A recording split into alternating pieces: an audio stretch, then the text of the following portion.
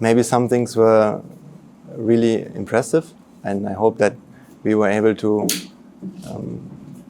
give you a good impression of our monastery, the things that we have set up in these few years, and things that we are planning. But none of these things would be complete without that part, the part that I'm going to tell now, and I'll try to give you some idea, an explanation about what you saw. Because yes, you can see a nice procession, you can see nice ceremonies, and also you can see our social welfare projects. But most importantly, what we have in this monastery is not the school or not the lake. It is not our buildings. These are not special. In our monastery, what is special is our people. The people are what makes me stay here. Even sometimes the conditions are not the same as in Germany when it comes to the comfort level, because everything is still under construction. So naturally, there has to be some sort of, I have to tolerate that. But I was always willing to tolerate it because of what makes these people special and what drives them forward. So right now you could see one of our teenager, 18 minus, Anna, and she gave that speech in German, and to be honest, I never taught her any German, and also she didn't know any German before she came here. She came here around 1 year, maybe she started learning German more than just a year ago, and one of the other Anagarikas has taught her the German that she's now able to present that speech to you. And it's just one example about, you must have in your mind a question, because the people in here, that's something I felt, and many people feel it when they come in here. They feel this atmosphere. There's a special atmosphere in our monastery. An atmosphere of loving kindness, compassion and unity. Not only amongst ourselves, but this is something that has no conditions. It has no religions, it has no boundaries, it has no origins, no genders, age, nothing like that. That comes because of an understanding that we have gotten from our teachers. Something that's not a religion at all. Something that is very much a science. I was raised as a Christian. In the early times of my life, as I told some of you, my father was just about becoming a priest, Catholic priest in West Germany. But then it so happened that he met my mother, and she's from Poland, so also very faithful Christian background. And they taught me values. We went to church. They taught me the traditions, and I grasped all of these things. But when I became a teenager, I had my own mind. And I started to go into science, and most of my life I was a scientist, and I am still very much a scientist. That's why we like to, and even our teacher, he always likes to say what we are as monks. We are not monks, we are not religious people at all. We are scientists in robes. That means we are scientists. But the science that we are doing here is not the science of the outside world, not the science of biology, physics, chemistry, and all these kind of things, because we all learned these things. We have PhD holders in chemistry here. I myself have a master in physics. I could have very well done a PhD around the world in whatever university I wanted to do, but I didn't decide to do that because I wanted to know not how the atoms work. I wanted to know how I myself work. That means why I'm thinking the way I think, why I'm feeling the way I think, why sometimes when I want to fall asleep, I can't fall asleep, although I really want to do that. It seems so puzzling. If you are the master of your mind, you should be able to sleep and fall asleep whenever you want to. But maybe you had sleepless nights in your life, you really wanted to fall asleep, but actually the more you try, sometimes the less you will be able to do that. So I'm reminded of this Bible event. I don't know, the German word is Pfingsten. Pfingsten, I don't know the English word, to be honest. Sorry? Pentecost.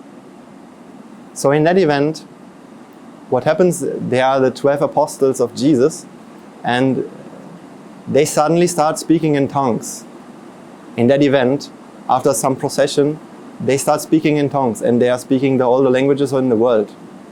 So, if I'm telling you these things, this is only my interpretation. Actually, this is something that just came to me 10 minutes ago. 10 minutes ago, this simile came to my mind, so I'm sharing this with you. So, when these apostles start speaking in tongues, I was reminded that this is what's happening in here actually. We are learning more than 10 languages, and we are all dedicated to learn languages because we have a purpose, a very special purpose, and that is to deliver a message to everyone. And we don't care about the religion, and we don't want to make anyone a Buddhist, change anything in their lives, not anything traditional. It doesn't matter to us. But there's something we need to understand about life if you want to find real happiness. And well, I'm going to explain you something about it today, so we'll come into it. So I like to think that this is what happened to us. All of us, we came from very good backgrounds, but as you can recall in the Bible, the Holy Spirit comes and it's talking to the people, or it comes and talking through people. And this is only my very personal simile. So as again, I don't need you to believe me anything. You can have your objections, whatever I'm saying. And sometimes you can ask me and I can try to explain. But it is something that I'm reminded of because that is what I feel is happening here. So now that I'm here, I understand so much more about my own religion than I used to do, because I understood principles, what actually God means, what happiness is, real happiness. So as you saw that Anigarika talking, she talked about happiness, and I am sure that you and me, in our lives so far, we were having many, many happy moments. I didn't suffer my life. I wasn't depressed. I wasn't addicted to anything. I had a very good degree. I had a very wealthy family, and I was having a good life. A life that everybody has. In a normal life, you would agree with me that sometimes we are happy, but then sometimes we have stressful days. Sometimes we have sad moments, but it's all part of life. And again, I'm not trying to give a kind of a depressive sort of mood here. I'm actually trying to give you something beyond the happiness that I was used to know, and I think the one that you know. And you can just listen to me and try to think whether it's something that resonates with you or not. If not, that's totally fine. You can just ask me any question also, and I'll try to explain, because again, I'm not believing in anything. It's just an understanding. It's the logic of happiness. That is what I'm interested. That is what I was interested in, right? So I had many nice moments in my life. I had girlfriends. I watched movies. I had friends, and I had done my master degree, and I was really happy to got my exam, to really excel academically. Whenever I had a good grade, I felt so happy. But is that a real happiness? Because if something makes you really, really happy, then after you have experienced that, should you not be happy forever? Shouldn't you have, like, let's say, how many pizzas have you eaten in your life? If the answer is more than one, then that's strange, right? Because if happiness is there in that object, and if what you get when you eat it is happiness, why do we have to go out and look for it again? So after some time, right? Shouldn't it be happiness forever? I mean, shouldn't you be satisfied from that moment onwards to the rest of your life. But is that the case? For me, it's not the case like that. So for me, that was not the case. I was not fully happy doing, eating a pizza, or imagine you're listening to music.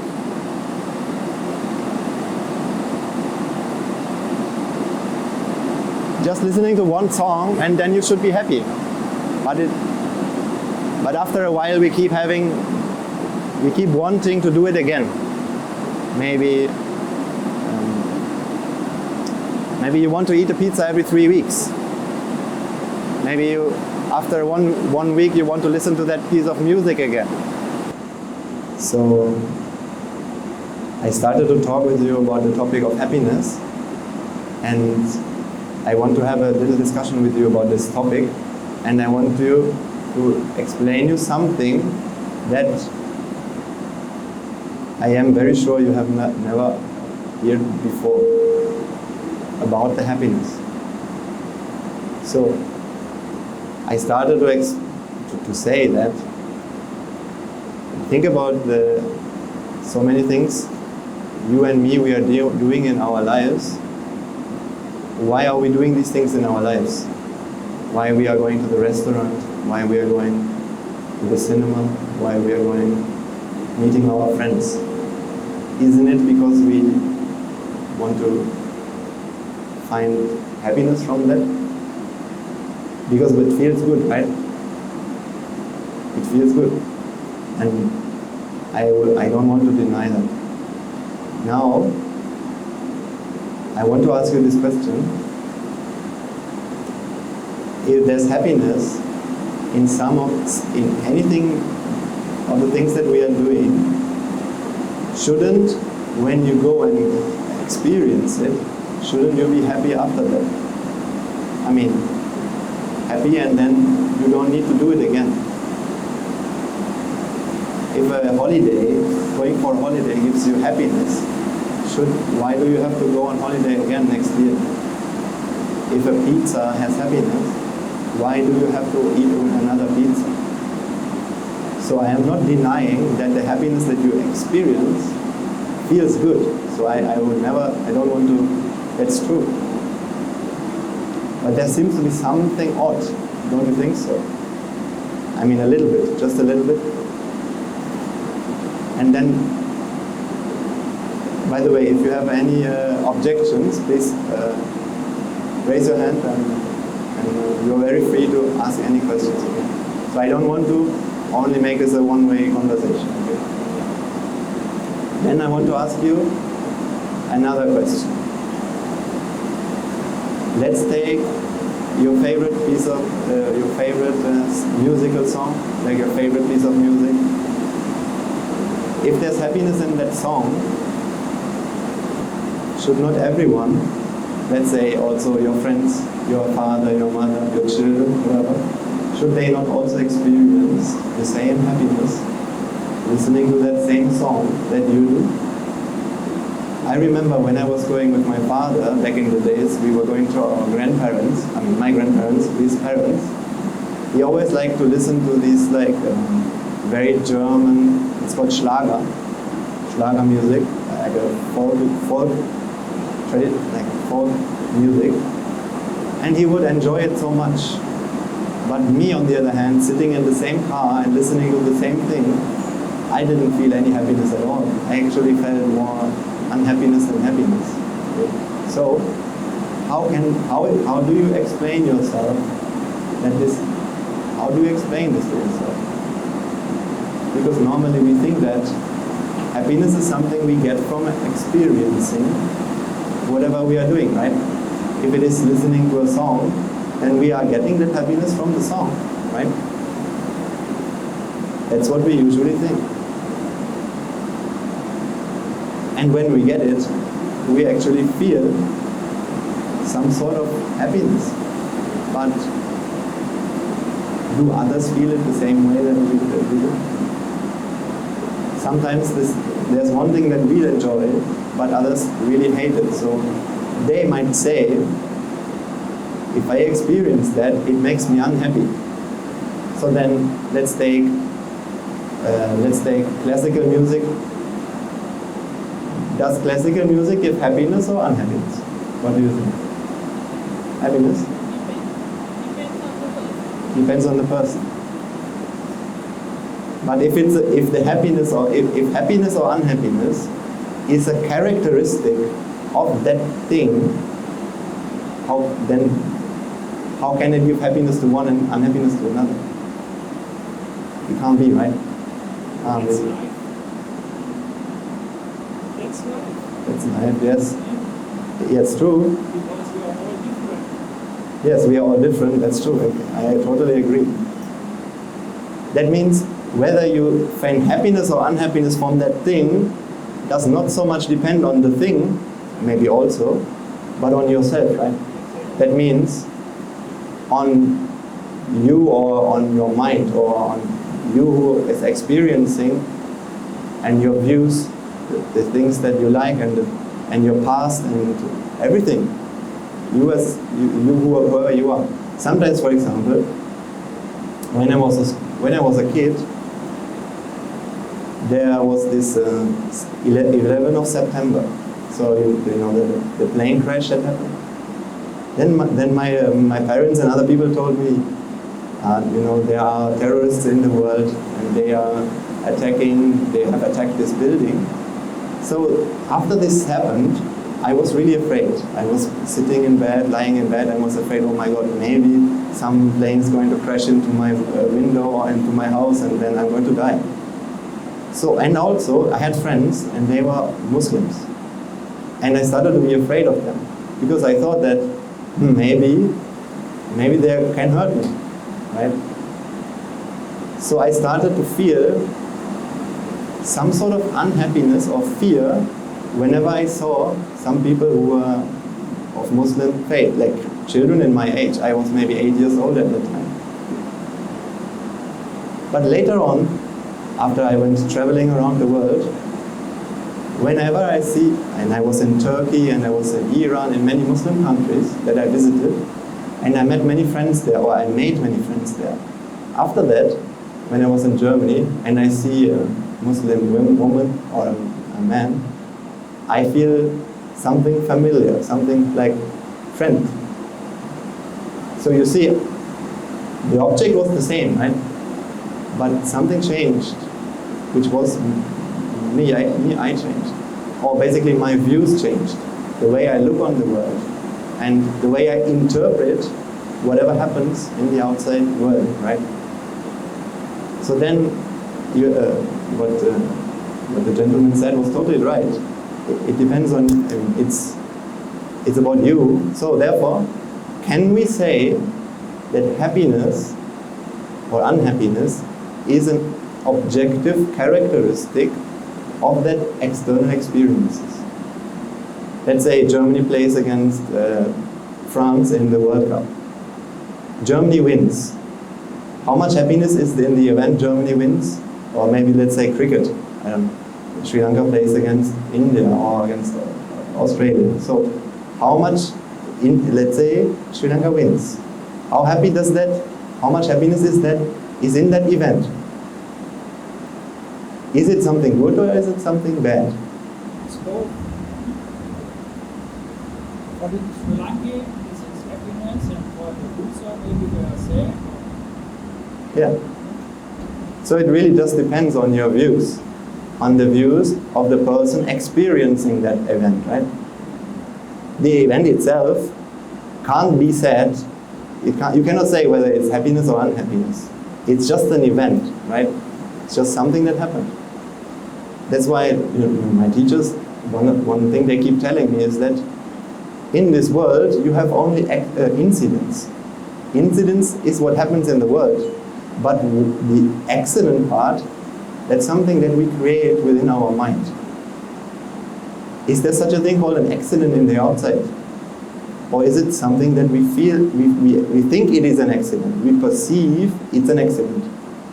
We say that is something bad to us, but maybe not to another person. Maybe, for example, in a football or in a cricket match, some player does a mistake. So for one person, this is like such a bad thing, and he's getting to blame that person and all that thing. And for the other person, it is a moment of happiness. The same situation. That's why I say, that's why we say,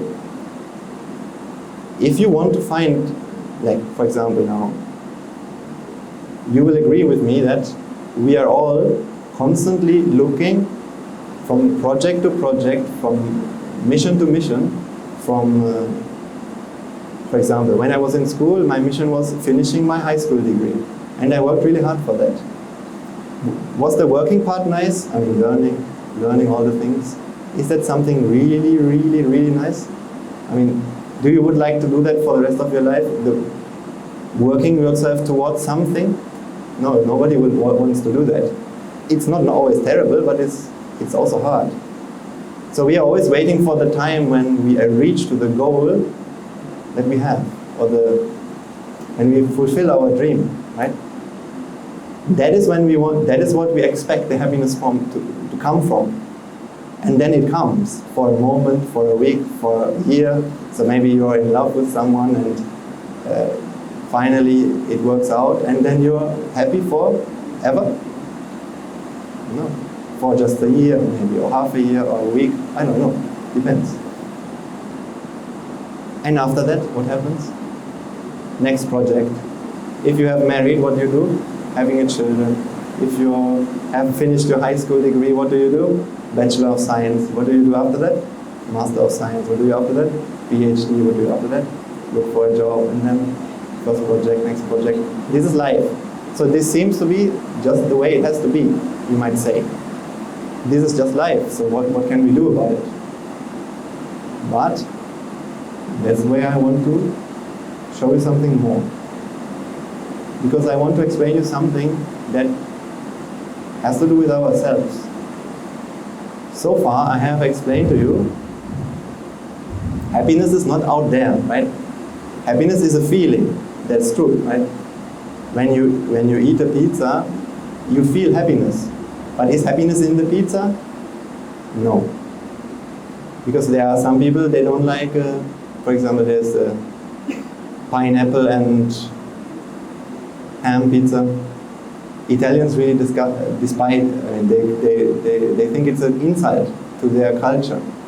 But some people like it. Germans maybe like it. Sri Lankans maybe like it, I don't know. So anyways. Now the happiness that you feel, think about any situation that made you happy. Now I want to explain you about that happiness. Something that I'm very sure you have never heard before. So let's take an example. Imagine there's a day and you are doing you're hiking on that day. Maybe you're going out to the city, or you're making a trip somewhere, and you forgot to take water on that trip. Maybe you do some sports.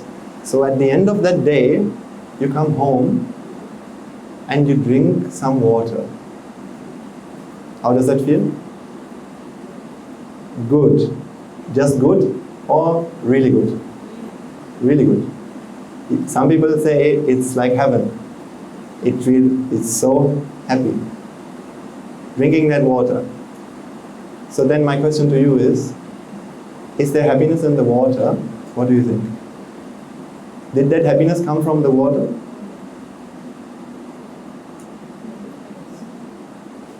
Because I think the happiness comes, when you, for a long period of time, don't have something what you need.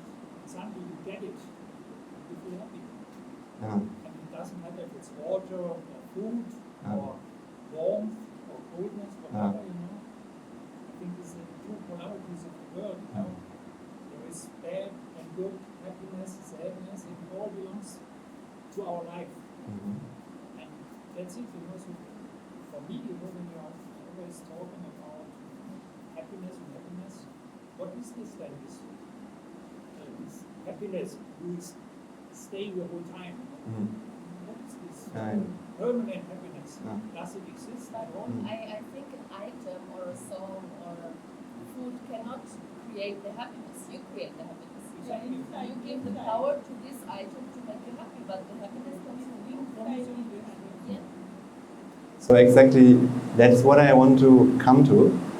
I can't give you everything I want to say, because again, we are studying this every day, we're practicing this every day, and the more you understand, more and more you can download the understanding, so to say, especially when you're living a virtuous life, and when you're giving happiness to others, the universe will give happiness back to you. That is not something that Buddhists say, that's something that even Jesus and all the others say.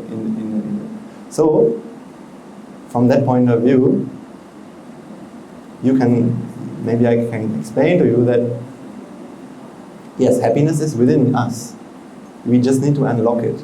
Yes, it is a very good question. Is there actually such a thing called real happiness or not? So it's very okay if you doubt that such a thing actually exists, right? And certainly, yes, it's not the same happiness that what you know.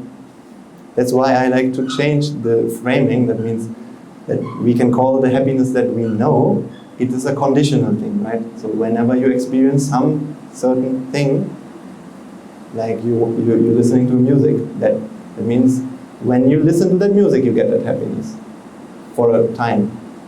So that's conditional happiness, or we call it as pleasure. Pleasure. What I'm talking is contentment, fulfillment. It's not a feeling, a high feeling, like a dopamine overdose. It's more just a relaxedness, naturalness of being. Okay, so something like that. I'm trying to bring you there, but I will have to stop at some point because, unfortunately, I don't want to talk more than I don't want to keep you too long. But now I want to give you the main point. And the gentleman has already mentioned a very good point. So it is exactly that, and I will explain more than that. So the gentleman said, whenever you didn't have something for some time, when you get it, happiness will come.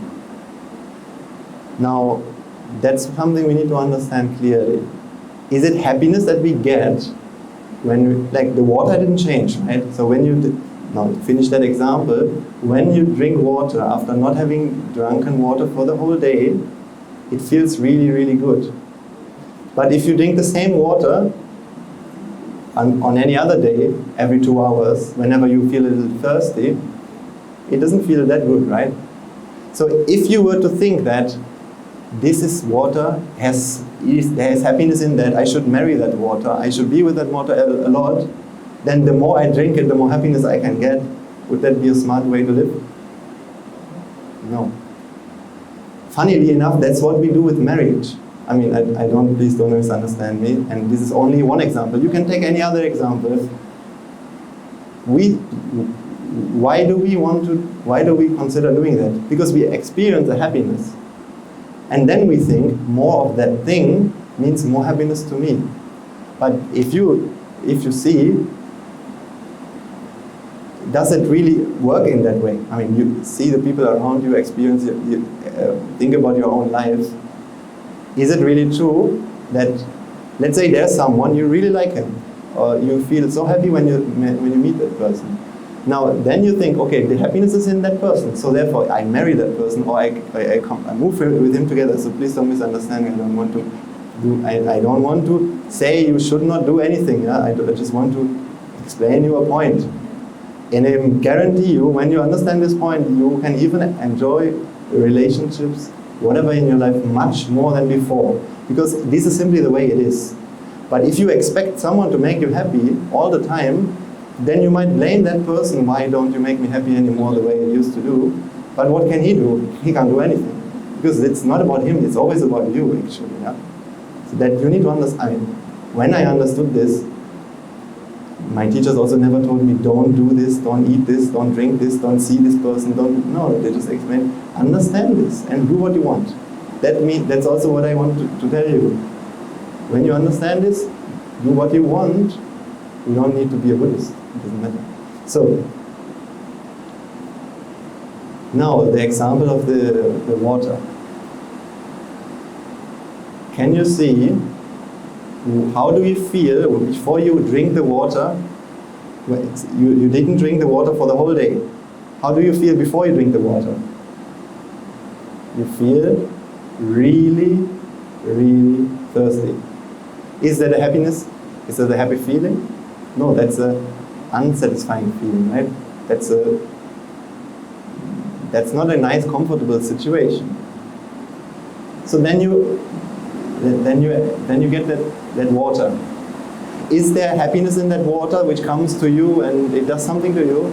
Can't be, right? Because happiness is not there. Then what does actually happen? The thirst that is there in your body, or that because of the arrangement of your body, you feel thirsty. This negative happiness level, negative comfort level, it reduces. The unhappiness within you, or the uncomfortability within you, that level goes down. That's something that happens. It reduces. And while that happens, that is what feels good. When unhappiness goes down, it feels something good to us. I'll take another example. So it is the reduction of uncomfortness that we experience as happiness. And that is, I'll give you some more examples. That is, when I understood these things, that totally changed my life, because that actually means this happiness is a joke. It's a total joke. And that's not something I understood before. So I don't want to say don't do it. This is just something to understand. Okay? Not means to say don't enjoy that happiness. If you can understand this, that's it. So I'll try to give you some more examples. Let's take the please. When you just give an example, you always give examples what is not the real happiness. It's not real happiness. But what is then the happiness? For example, for this happiness. Okay. I'll come to that, okay? I'll come to this a little bit later. I just want to give you 2 more examples to make you understand what I try to explain you just now, okay? I said the happiness that we feel is when uncomfortability reduces. Let's say you're standing for a long time. You're standing for 1 hour and you sit down. How does it feel? Very good. Is it the chair which gives you the feeling? Is it sitting can sitting give you happiness? If so, if sitting gives you happiness, the longer you sit, the more happy you should be. How do you feel right now? Are you getting happier and happier? No. Actually, now you're getting a little bit, sometimes what happens is, if we stay in this position, suddenly it gets a little uncomfortable, so we change our sides. So we change our legs. Maybe we cross our legs. Or maybe sometimes we stand up. So you can see, but why did it feel good when you were standing and you were sitting down? Why did it feel good? What was the standing? It was uncomfortable. That means there was an uncomfortability. So if there's a little bit of uncomfortability, let's say you're standing for 2 minutes, how much uncomfortability will be there? Little bit. Now you sit down. How much happiness you will get? Or how does it feel? Little happiness. You stand for 10 minutes and you sit down then? Little more. And you stand for 1 hour and you sit down? Very happy. Very happy. So if this is happiness, would you not, why don't you, if this feeling is the greatest thing and it can fulfill you, why don't you stand for 10 hours so that you can experience this happy moment? Why don't you do that? Why don't we do that?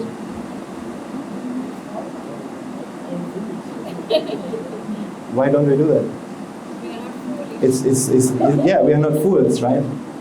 So you understand this example when it comes to our body, right? Standing, being thirsty. Let's say you really have to urgently run to the toilet. It's the same thing. When you're hungry, I mean, if happiness comes from the food, whenever you eat it, you should feel happy, right? But isn't the happiness much more if you are very hungry? It's in your mind. Yeah. It's in your mind, right? So the happiness that we feel is simply when there's an uncomfortability and that reduces, that is what we feel as happiness. That in that moment we feel happy, or it feels good. Let's take another example. Music. Once I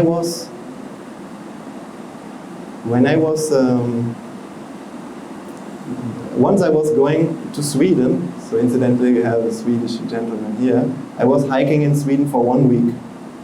And in that time, I couldn't listen to music at all. Because we were going around in the nature, we were always doing a campfire, and we were just walking and talking, watching the stars and these things. But when I came to the bus after that hiking experience, and I sit down in the bus, and the music starts playing, the same songs I used to listen before, felt so happy, right? So now if did the song change? Song didn't change. But what happened within, so this is the same example. When we don't have something for some time, what happens within us? We long for it. We long for it. That's why we say absence makes the heart grow fonder. Means absence makes our heart feel uncomfortable. That's why when you're not, let's say, normally you used to live in Germany, now you start to live in another country. Don't you long for that? You have this, what we call Heimweh, that means homesickness, happens. And the other way around can also happen. Sometimes we are too much at home and really long for holiday, right? So if holiday has happiness, then we should go on holiday then going on holiday all the time should make you happy, right? But doesn't. Because the more you are longing for it, or the more you're feeling uncomfortable, the happier that feeling will be. Because it's the reduction of that uncomfortability that you have. The same way when you're talking about a relationship. Let's say you haven't had, I don't know how much it will be resonating with you, but it really resonated with me. Let's say you didn't have, maybe when you were young, or I don't know, you didn't have a relationship for many years. But somehow or another, the things that you kept hearing from your friends and everyone was that it's good to have a relationship. Then you have some sort of longing for it. Now then when you meet the other person once a week only, yeah? You're not married, or you're just starting to meet that person, only once a week. Whenever you meet that person, it feels so good. And then the day after you think, I would like to see him or her again, and I have to wait 1 week. Oh my God, how am I going to survive that? So you keep thinking about that person, or you keep... so in your mind, you're constantly looking forward to the next time you can meet that person. But it's 1 week. So what happens in that time is your longingness becomes more and more, right? The feeling of the absence makes your heart grow fonder, and then when as time goes on, you really would like to see that person. For example, now my mother, she's in Germany. She really loves me so much that she would like to see me. But as long as I am gone, more and more she will grow fonder of me. So when I come to the airport, she'll hug me as if she had never experienced such happiness ever before in her life, right? So is she happy now? It happened actually. There were times I was living abroad for 2 years. She couldn't see me at all. And then I came home and she hugged me and she experienced a great moment. But is she happy now? No. And if she says, oh, I love you so much, you give me so much happiness, now you should be with me all the time. Because whenever I can see you, happiness will be there. But then, funnily enough, a week later, 2 weeks later, I'm going to look for a job. I mean, first day, what she does, she cooks for me the most favorite dish. Maybe she's cooking. She will even ask me, and she did. She asked me, "What do you like?" I cook anything. She did. She did vegetarian bolognese. So even vegetarian, usually she likes to eat it with meat. But for me, because I'm a vegetarian, she did it happily. But 1 week later, what she will say is, Daniel, which was my name at that time, Daniel, I have some appointment at work. I'm sorry, I can't cook. Can you do that? So no longer any special treatment. Why? Because I don't give her the same happiness anymore that at the first day. Right? So is happiness with it? Is there happiness in seeing me? No. The happiness that you experience in your life is only a release of vexation. So you can do that experiment. You will understand. Take your hand, and then I will explain you what real happiness is. In this example, I can explain you that. Take your hand. Do you experience any pleasant feeling at the moment or any happiness? No. It's sort of, is there any unhappiness? No. But it's just okay. It's just the way it is. It's in equilibrium. Now, I tell you, can you make a fist and put a lot of pressure on it, as much as you can? What do you feel now? Are you happy now? No. There's an uncomfortable feeling, right? Now, you do that for some time, and at some point it becomes unbearable. If you really give all your energy, it feels really, really hard. Now, release it. What do you feel now? Feels good, right? Feels kind of good. So, was there happiness which came from somewhere, from the ceiling maybe somewhere, and gave you happiness? No. What was that happiness that you experienced? It was the release of the pressure that was there. So now you're back at that situation. Is there still happiness left within you? Did you get anything from doing that? No, you're just back where you started, right? So was there a point in doing that thing? Clamping and opening? Was there a point in doing that? I mean, did you achieve anything? Now you can say, my life has actually significantly changed than before? No. So, now you can see, unhappiness is this. All agreed. Happiness, we know, pleasure, is when that thing releases. As long as you think happiness is out there, you will start looking for it. And when you start looking for it, you will search. You will search for happiness. Searching itself, is that something nice? No, because actually searching is this feeling. It's stressful, it's hard. As long as you think happiness is out there in the world, you will go looking for it, and the fact that you are looking for it will take away your happiness. And whenever you experience the things where you think happiness is, a moment of reduction you will experience. But don't be fooled to think that happiness was something that you got from there. Because then you will keep looking and keep looking for more and more and more. That's why the whole world needs more and more resources and more energy, and the whole climate change, everything because of that problem. Everything, because people don't understand this. If they would understand it, they would understand the following thing. This state that you were in before, that's already happiness. Happiness is already within you. But the moment you start looking for it, you lose it. So, by understanding this, so this is, in essence, what I had to say. I can give you an idea, and I hope you don't get the impression that whatever I was told you today was in any way related to a religion. It is totally illogical, right? Does it apply only to a Christian or to a Muslim, or is it not universal? Being thirsty, is that something only Christians are, Buddhists are, or Germans are, or young people are, or women are, or men are? No, everyone. So, that's why these principles are also applying to everyone. That's why I don't care whether in front of me is someone who is also a Buddhist or not. I don't even think I am a Buddhist.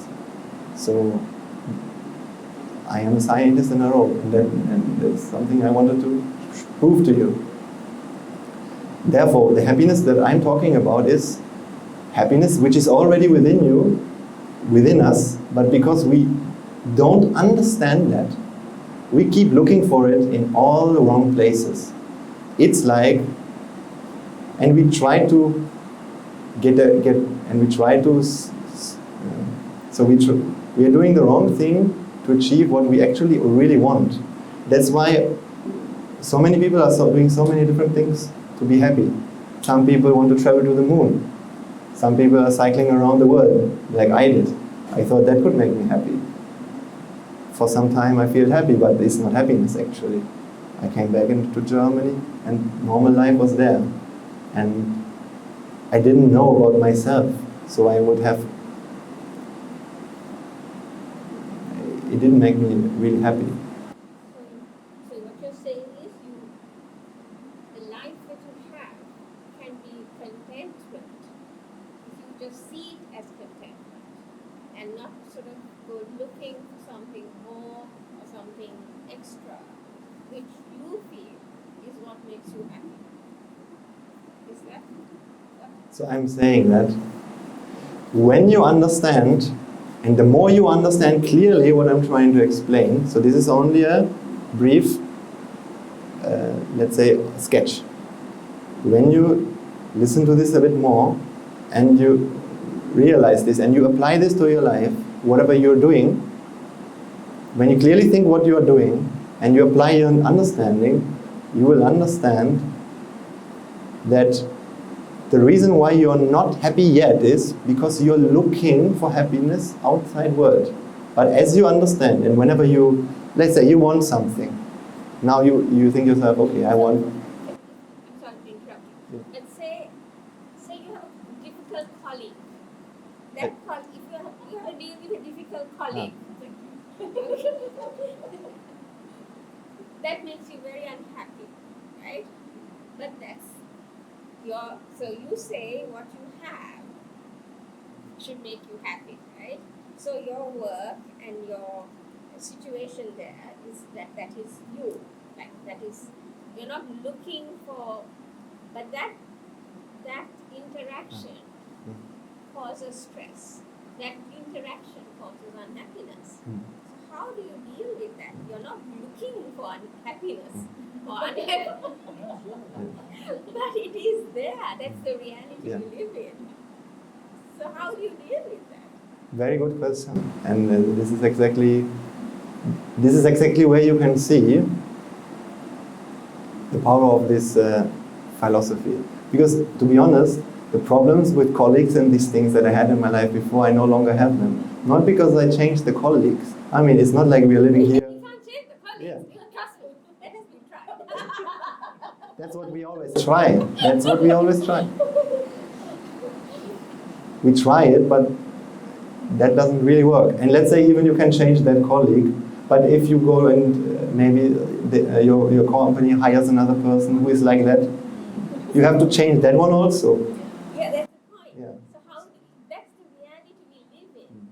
So you're always constantly, it's like you're transacting almost, it's a give and take almost, So whilst you're not looking, say, outside of your, say, life, external things to make you happy, but there are external things you have to deal with.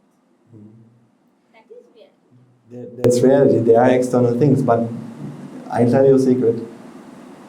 The external person or the external event, what we believe is, it is that event which gives me unhappiness, or it It is him, the way he is, which irritates me. But if he is an irritating person, why do everybody feel him or her as an irritation? Not always. He might have a friend, he might have a wife, he might have someone in his life that does not feel, and for some people it irritates more than others. How can that be? If he's a very irritating person and he's irritating more than that other person, why do we feel different amount of irritation for the same person? Sometimes you are stressed from something before, maybe at home something didn't work, then you come to work and he's doing something very small. On a normal day it irritates you a little bit, on that day it irritates you a lot. So is it something that did something in that person change? It's how you perceive the situation. The fact of the matter is, we experience this unhappiness, we create our own unhappiness. It's not the person who makes us unhappy. The problem is this. Let's say Germany plays against Netherlands or France, let's say Netherlands, in football. And Germany loses. So you might feel irritated, okay? Sad, angry. Some people are like that. Why does a person get sad or irritated when he sees Germany lose a football match? Sometimes when a goal for the Netherlands is, when a goal happens for them. So if you can take the same example for cricket, we work the same way. When a goal happens, people get so angry, so annoyed by that event. Why does it happen? It's because there's something that they want. But it is exactly, if a person wants Germany to win, the moment Germany loses, what will happen? He'll be disappointed. So my point is, only when you lose sometimes you can really have the big choice and big happiness when you win the next time. You have to lose from time to time to be happy. And this is... if you're talking about the happiness that we call pleasure, yes, pleasure can only be experienced because when you have a vexation or uncomfortability or a stress, and that reduces. That sort of happiness you can only experience if you put yourself out into suffering. And then you get out of suffering. It's like this. It's like you're hurting yourself, and hurting yourself so much that at some point you can go and take a massage. So that the massage can only make you feel good if you have made yourself, or if you are in a state of unhappiness. Otherwise you can't experience that thing. If you want to feel happiness from drinking water, you should make yourself be thirsty for a while and then, so that you can feel happiness.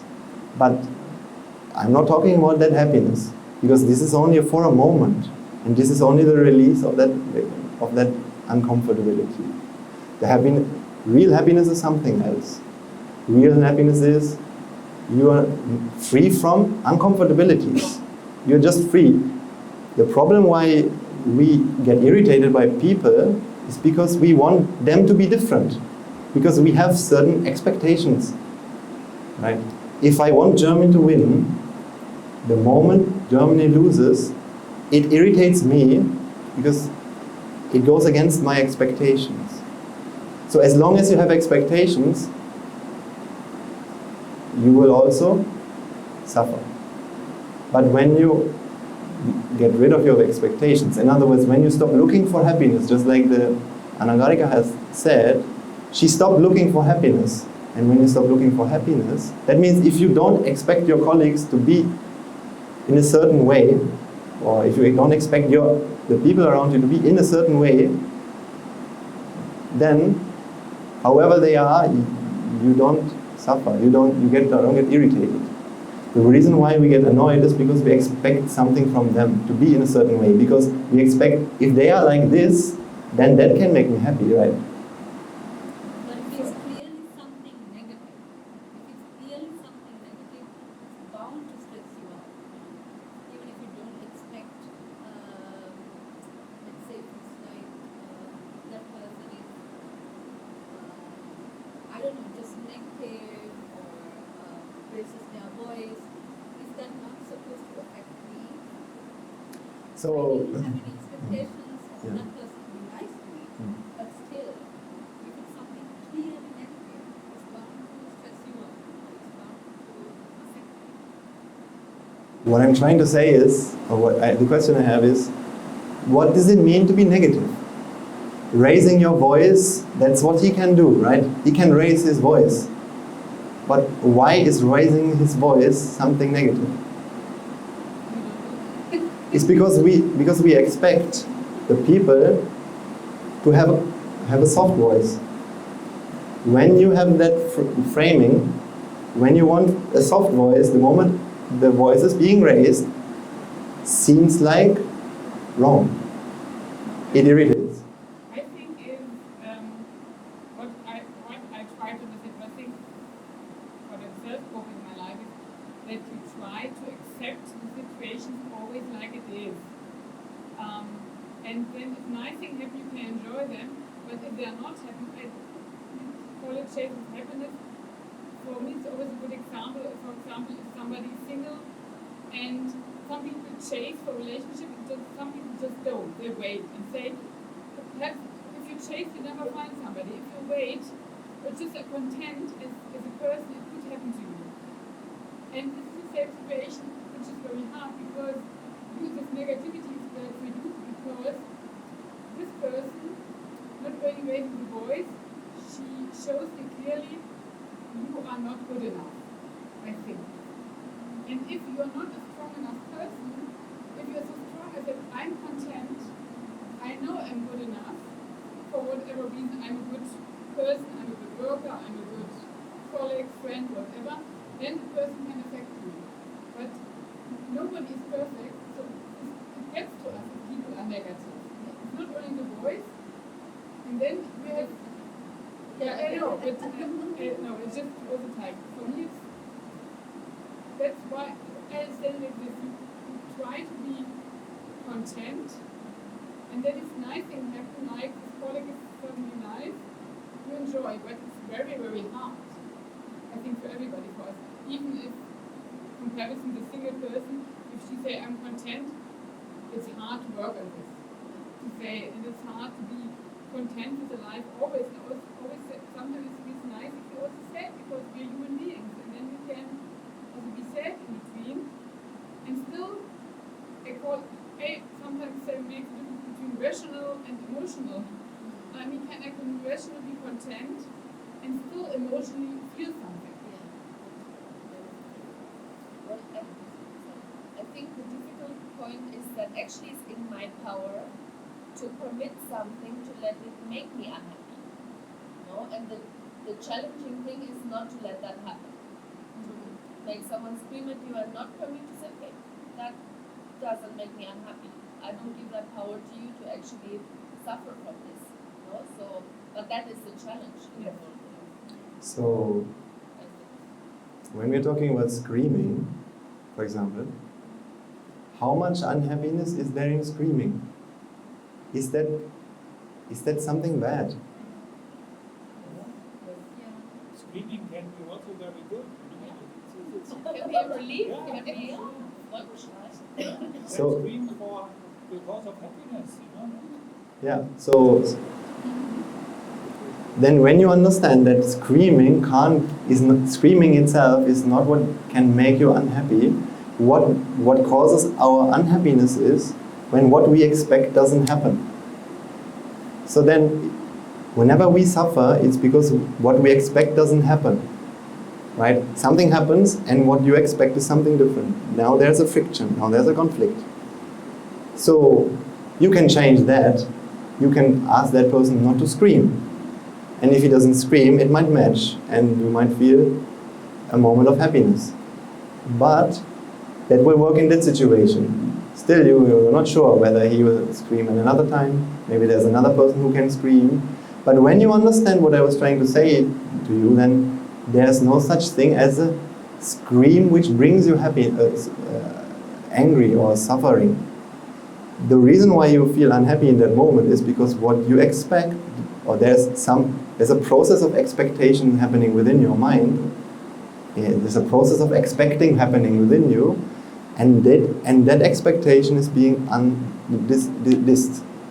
So what makes more sense to do is to work on your expectation. That's why you can change yourself into a way where you have no longer any expectations. That means whether somebody screams at you, it doesn't matter. When there is nothing that you want, when there's nothing you expect. Because, and then the other example was the relationship. As long as we believe, how much happiness is there in a relationship, let's say? Let's take any person and say how much happiness is there in being with that person.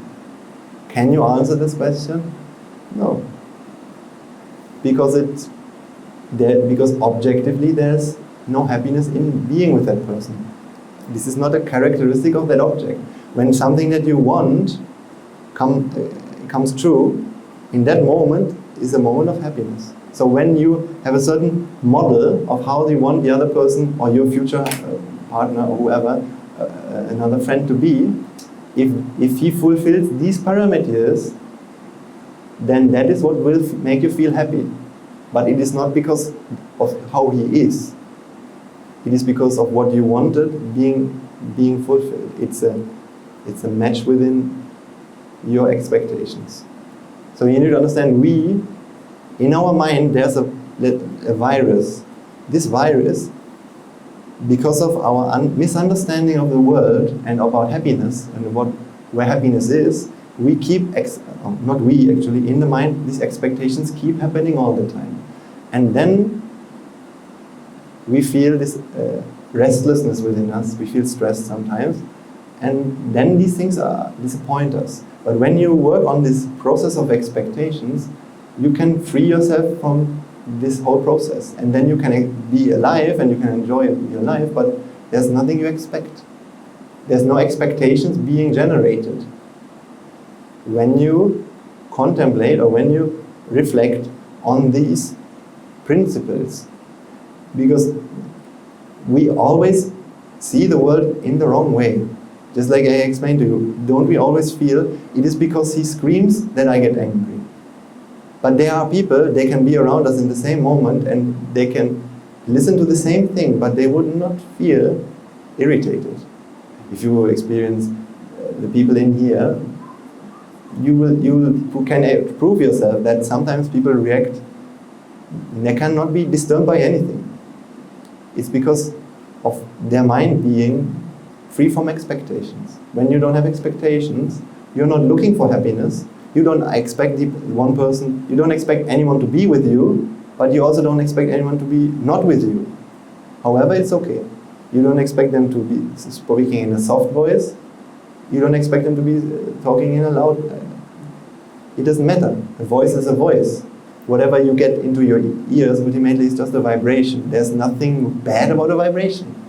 But when in our mind we don't reflect on these truths, when we don't know these truths, that's why the Buddha has explained, if you study it, or if you have studied, the cause of all our problems. In our mind we can experience many kinds of unhappinesses, or I wouldn't call it unhappiness, but stress. Right? We are not unhappy. We are living a good life, but moments of stress, moments of disappointments, of restlessness can happen. Maybe at work, or maybe disappointment at home. Maybe when you're driving to work and then the person in front of you doesn't move, or there's a traffic jam, or maybe there's a meeting which gets delayed, these kind of things. So there's some feeling of that. It can be fear, it can be when something that you really like, you have to say goodbye to that thing, maybe a breakup, a relationship breakup. I had these experiences. So these can be things, or when there's something that you really want but you can't have it, or when somebody's talking to you in a way that irritates you. So that means a disappointment, anger, frustrations. These are all emotions. When you understand your mind, when you understand the mind, you can understand the root of all these things is always expectations. Okay, but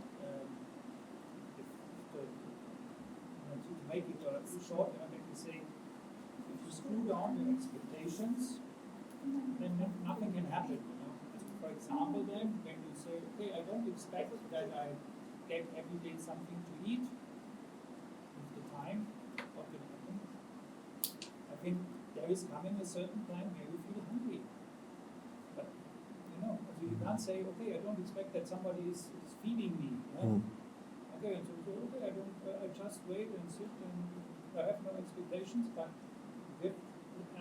from a certain time on, you will feel hungry. That's true. So I think That's a very good not, point. It's not the point, that you just say, okay, I have no expectations, so I'm always happy. Yeah, that's a very good point. And to give you the answer to that point, there are two things I want to explain to you for that. First of all, I'm talking about mental unhappiness and mental happiness. There's a physical part.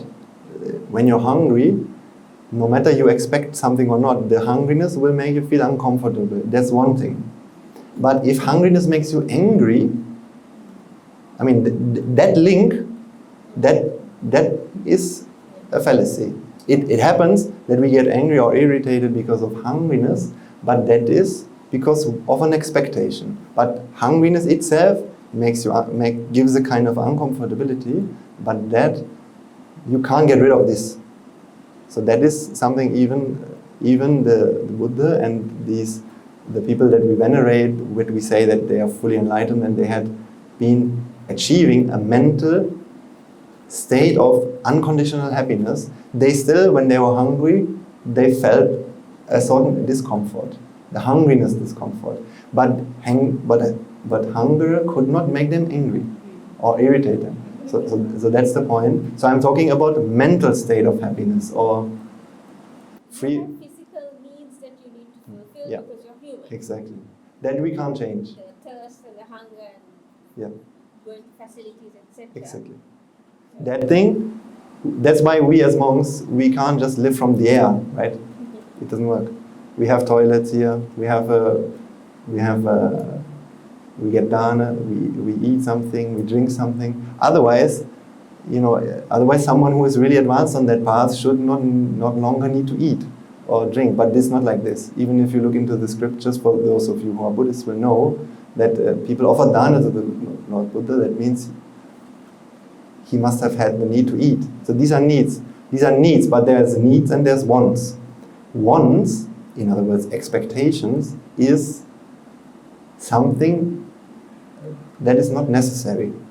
That's what I'm trying to explain.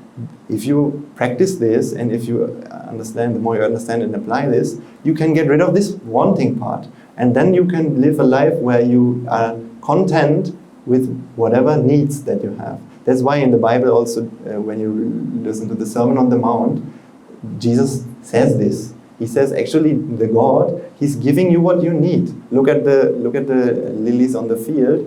They are happy because they have the Father. He provides everything for them. And actually, nature provides us with everything that we need. But on a global scale, on our whole the whole global society, the thing is, we are not satisfied with what we need because of this wanting part. That is what this is what the whole Christianity is about, explaining this tragedy, or actually all religions are about. And it is in another way I explain this to you today with the signs of happiness. Because of our misunderstanding of the world outside and where happiness is and how it works, we keep looking for it. And therefore there's wanting. These wantings cause us all sorts of problems. They cause us anger, disappointments, and all that things. But this you can get rid of, the needing part not. But nature will provide this for you. And there was something else, but I forgot what to say. How do you train yourself not to have expectations? That's the point I was going to talk about. Because he said that Read his mind. you can. So I'm not saying that you can just decide not to expect anything, because as much as we think we are in control of things in this world, that means the things around us, but very much so what happens within us, our mind. We think that we are setting the agenda on what we feel, what we expect. But let's say Haven't you tried in your life not to want things or not to expect things? Can you decide what you want to expect and what you don't want to expect? Or do expectations not still happen? I mean, I can tell myself, I don't expect him to come on time, it doesn't matter to me, but still when he doesn't come on time, I will be disappointed. Because I'm not in charge. I can't just simply say I'm no longer going to expect. I mean, if this would be the case, all of us that we have understood this, we wouldn't have to practice this. We wouldn't have to go through a process of applying and practicing, because we could simply say, okay, now good, that's it, happy. But it doesn't work. Because there's another word that the Anagarica has actually talked about today. It is cause and effect. Cause and effect means things in this world don't happen because of what you want or what you would like to have, or because you simply have the desire not to want anything. If you try not to expect anything, what will happen is you will actually be more expecting than before, because then you expect yourself not to expect, and then you have all the expectations, but then also you expect yourself not to expect. So therefore you are actually more unhappy than before, right? That's why the point of what we do is not controlling, because this is a form of control, right? You try to control yourself, your mind, the way I feel. People always talk about how to control the emotions, how to control my anger, how to manage my stress, how to manage all these things that I'm feeling. But what we are trying to explain is not how to control things, not how to control your expectations, but to understand what really happens within you. If you have the wisdom, if you have the understanding, this is what I was trying to give you today. I was trying to give you some sort of wisdom. With this wisdom, you will start looking at the world in a different way. And that in itself will change everything. Then you will stop the expectations will simply no longer happen. Because expectations happen when certain causes come together, expectations will happen. So the only thing to get rid of this is to remove one of the causes. So now this is a little bit advanced, but with the logic of cause and effect, the thing with this, all of this is about.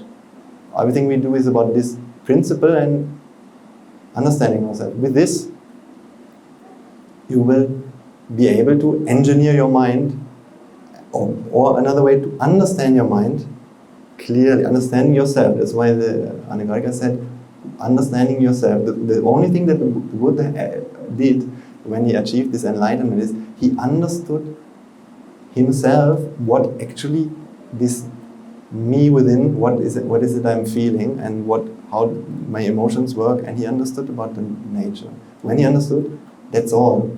He didn't have to do anything more, right? So it is, when you study the Buddhist scripture, it said avidya, that means not understanding something, not knowing, not having realized something, is what causes all our baggages in our life. So it is not that when I listened to one of the talks a few years ago, that was all.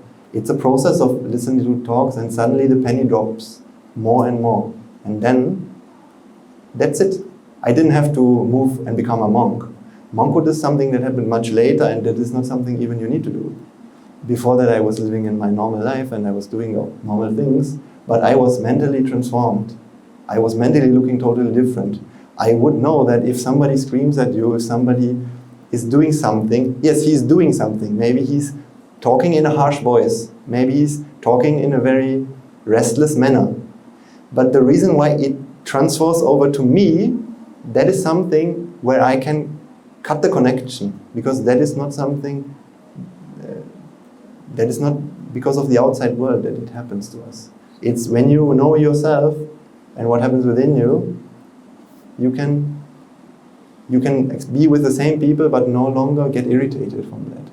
So maybe a few years ago I could be with some people and they would make me upset. Now I can be with them no longer, because of this understanding and practicing that, and all the things that are related to it, giving merits, meritorious activities. These things will give you the wisdom, will give you the mindset the right mindset for that. So that is, in essence, the things we are doing. We talk about this all every day. This is what we talk about. We don't do like, yes, we're doing rituals and all that things, and they have a deep meaning. With that meaning, I'm doing it also now, but I didn't come and start from there. I was not interested in the rituals, and then I came. I was interested in happiness and answers to that.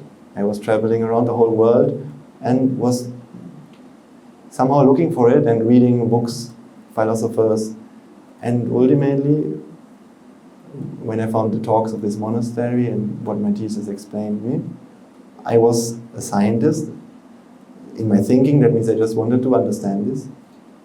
And it is not complicated. You don't need to be you don't need to have a PhD. You just have to have a little bit of common sense and having a pure heart. When you have a pure heart, these things will become clear to you. Then, that's it. So that's why we have children and they understand these things. We don't force them to be here. We explain them, like in Germany when I was there were teenagers and they keep playing computer games because they think happiness comes from the computer game. So they do it every day, and when they're in school, they're looking forward to when they come home. But they don't see that when they're at school and when they want to play games, by wanting that, by looking for that, because thinking that happiness is there, they start to make themselves uncomfortable. So if I would have a chance to talk to someone in Germany, I don't want, even as a rope, maybe in the future I'll be in Germany and talk to people. I don't want to tell them, pray this, or these are some rituals. I don't care about these things. They have a meaning, but you can even the Christian rituals have a much deeper meaning than what people usually think.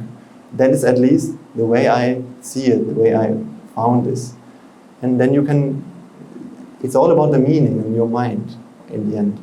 So if there are people, I will just want to explain them this. I don't want to make them a religious person. I just want to make them understand. All the teenagers in Germany who are using drugs or using pornography, who are addicted to these things or computer games, if they can understand this, then they can be their own masters. From then onwards, I don't have to tell them or not tell them what to do. They can do whatever they want. And the children who are here, they understand these things. So then they know they no longer want to play games. And that does not make them unhappy, because unhappiness is not the fact that you don't play games. It's when what you want you don't have. But if you don't want anything, how can you? Then you're in that state. This hand is actually already happy, but the moment you look for happiness, your mind becomes like this. What happens within you? Your mind becomes restless. Then you do need to do a lot of things and earn money and find so many solutions to various kinds of problems. That's why people nowadays in the world,